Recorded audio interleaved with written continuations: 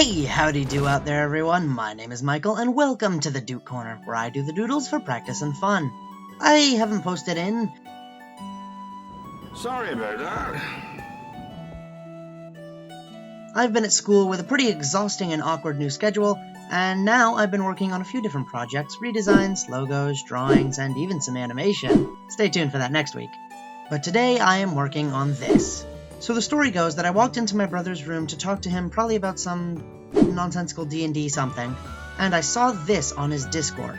I queried him about it and found that this was the design in the process of being worked out for the Ceremonies committee of the OA. I nitpicked it for probably 15 minutes with him until I decided that I couldn't stand looking at it anymore. I was actually, despite that, inspired by the look of it and saw the potential, and I kind of wanted a shirt. I'm in the Ceremonies committee as well, even though I'm kind of forgotten most of the time. So I thought I'd do my part and get to work. The first issue was the bear, which was just basically a crappy JPEG with way too much detail for a screen print. So I remade it in Illustrator with a transparent background, adding some of my own little touches. Instead of the random pattern all over the place, which I'm almost sure is the reason that they chose it, not because it was meaningful, but because it had a lot of detail and looked kind of native. So in favor of us, I made it more OA-like. I added some repeating themes and styles to the extremities to make it more unified, and then, in the body, I took out all the unnecessary lines and left in the eagle for the Boy Scouts, the bear claw for the lodge, which worked out pretty well, and then in that third little spot, I stuck in an arrow, because we're the order of the arrow. The next were the arrows, of course. I knew that the square was pretty garbo, and I wanted a circle. I thought to do it in a spiral at first, but I was warned that that would just be the recycling logo. This is why we have critique, and circles represent the OA better than spirals anyway.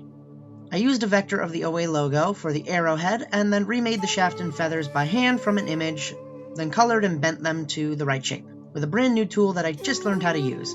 Turns out the warp distort is really great. The colors each are meant to represent are of the ceremonialists in the script, of which there are 4, in the ceremonies that we perform, and the circle is moving clockwise because we only move clockwise around the fire when performing. When I was done, I copied the arrows and shifted the shadows over, which I think took the piece as it was and just made it finished.